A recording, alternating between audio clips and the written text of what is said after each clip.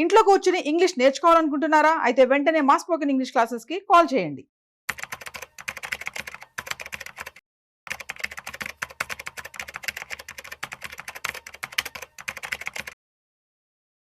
నమస్తే, నేను జీవి సత్యనారాయణ. ఈరోజు 29/7/2025 మంగళవారం. ఈరోజు మార్కెట్లు పాజిటివ్లో క్లోజ్ అయినాయి. ఎందుకు క్లోజ్ అయినాయి, దాని యొక్క వివరణ ఏంటిదని చూద్దాం.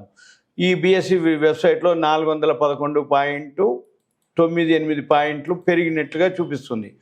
446.93 పాయింట్లు పెరిగింది.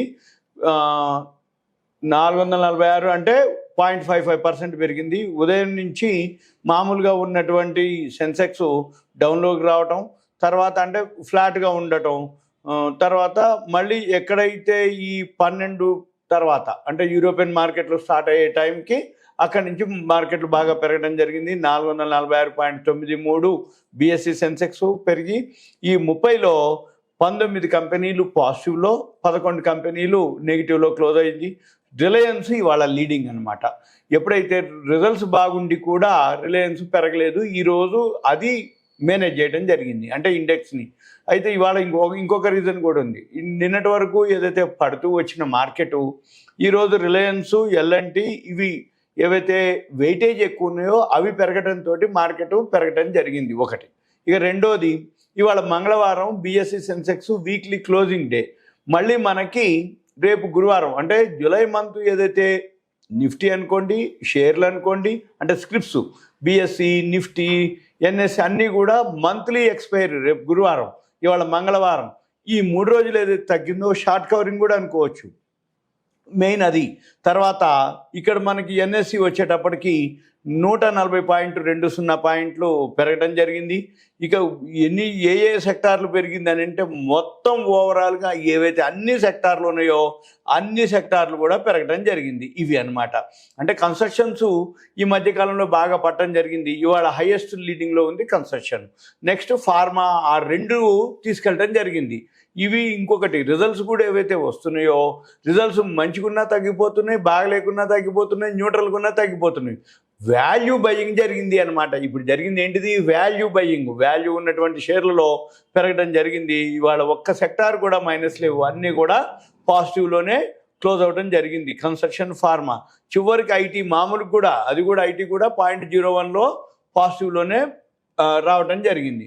ఇక తర్వాత ఇప్పుడు ఏవైతే ఉన్నాయో ఈ సెక్టార్లు అనుకోండి, షేర్లు అనుకోండి, రిజల్ట్స్ అనుకోండి, తర్వాత ఏదైతే ఏషియన్ మార్కెట్లు అంటే వాల్యూ ఉన్నటువంటి పెరగటం, తర్వాత ఈ విక్స్ ఏదైతే ఉందో విఐఎక్స్ అనమాట, అది 2.9% తగ్గటం, అదొక రీజను. తర్వాత ఇప్పుడు వరల్డ్ మార్కెట్లు, ప్రపంచ సంకేతాలు కూడా ఫేవర్గా ఉండటం, ఈక్విటీలో ఈ షాంఘాయ్ ఇవన్నీ కూడా పెరగటం, వాటితోటి మన మార్కెట్లు కూడా పెరగటం జరిగింది. ఈ ఏదైతే అంటే పెరిగేటప్పుడు అన్నీ పాజిటివే ఉంటాయి. అంటే విక్స్ తగ్గిపోద్ది, వరల్డ్ మార్కెట్లు అన్నీ పాజిటివ్లోనే ఉంటాయి. వెయిటేజ్ షేర్లు ఏవైతే ఉన్నాయో అవి పెరిగితే ఇండెక్స్ పెరగటం జరుగుతుంది. ఇది ఓవరాల్గా లో నుంచి 700 పాయింట్ల పైన పెరగటం జరిగింది. మనం ఇక్కడ గమనించినట్లయితే లోకి హైకి 80,575 లో ఉంటే 81,338, హై 81,429. అంటే ఇదొక 425, ఇదొక 430, అంటే సుమారు 800 చిల్లర అనమాట. అంటే లోకి హైకి 425, 825, 30, 854 పాయింట్లు లోకి హైకి డిఫరెన్స్ అనమాట. దీంతో మనం ఏంటిది, మళ్ళీ రేపు బుధవారం బిఎస్సి సెన్సెక్స్ వీక్లీ ఓపెనింగు మనది, మళ్ళీ ఎల్లుండి గురువారం ఎన్ఎస్సి మంత్లీ, వీక్లీ అన్ని క్లోజింగు. అంటే వాల్యూ ఉన్నాయి. మళ్ళీ బోర్డు మీటింగ్ రిజల్ట్స్ చాలా కంపెనీలు వస్తున్నాయి. మళ్ళీ శుక్రవారం రాగానే August month futures opening day. అంటే మళ్ళీ ఫస్ట్ వీక్ మళ్ళీ పచ్చగా కలకల్లాడుతుంది. ఈ లోపల ఈ సుంకాలు, టారిఫ్లు ఇవన్నీ కూడా మనం గమనించాలి. మళ్ళీ తర్వాత ఈ investing.comలోకి వెళ్తే మనకి investing.comలో మనం ఈ గోల్డ్ ఒకటి ఓకే, ఇవాళ గోల్డ్ పాజిటివ్లోనే కొంచెం ఉంది. తర్వాత ఈ క్రూడ్ ఆయిల్ కూడా మనం ఇక్కడ గమనించినట్టయితే investing.comలో క్రూడ్ ఆయిల్ కూడా పాజిటివ్లోనే పెరిగే ఉంది అది కూడా. అయినా కానీ ఇంకొకటి గోల్డ్ అయితే కొంచెం పడుతూ వచ్చి ఇవాళ కొంచెం పాజిటివ్లోనే ఉంది, ఎక్స్పైరీ దగ్గరికి వచ్చింది అది ఒకటి గోల్డ్ విషయంలో. ఇక మనం ఏం చూడాలి, ఇలా ఒక్కొక్క వెబ్సైట్లోకి వెళ్తే మీకు ఇంకా ఈ స్క్రీనర్లోకి వెళ్తే మనకి ఈ రిజల్ట్స్ ఏవైతే ఉన్నాయో ఎర్నింగ్స్ అంటాం. ఈ ఎర్నింగ్స్ ఇప్పటి వరకు ఎన్ని కంపెనీలు వచ్చినాయి అనేది మనం మనీ కంట్రోల్కి వెళ్ళి ఎర్నింగ్స్ చూస్తే ఇక్కడ మనం గమనించవచ్చు ఎర్నింగ్స్ ఎన్ని కంపెనీలు మనకి ఇప్పటి వరకు రిజల్ట్స్ వచ్చాయని. మార్కెట్స్, ఎర్నింగ్స్, ఈ ఎర్నింగ్స్ చూస్తే 655 వచ్చినాయి. ఇప్పుడు 4857 కంపెనీలు వస్తాయి మనకి రిజల్ట్స్ అప్ టు ఆగస్టు 15 వరకు. ఇప్పటి వరకు 655 కంపెనీలు రావడం జరిగింది. ఈ రిజల్ట్స్ ఏవైతే అన్నీ వచ్చినాక అప్పుడు మనము ఇంకా డిసైడ్ చేయొచ్చు. ఇప్పటికి ఆల్రెడీ 655లో పాజిటివ్ 364, నెగిటివ్ 290. ఈ 364లో ఏవైతే మంచి కంపెనీలు ఉన్నాయో, వాల్యూ ఉన్నాయో అవి కొనుక్కోవాలి, తగినప్పుడు కొనుక్కొని వాల్యూ ఉన్నటువంటివి.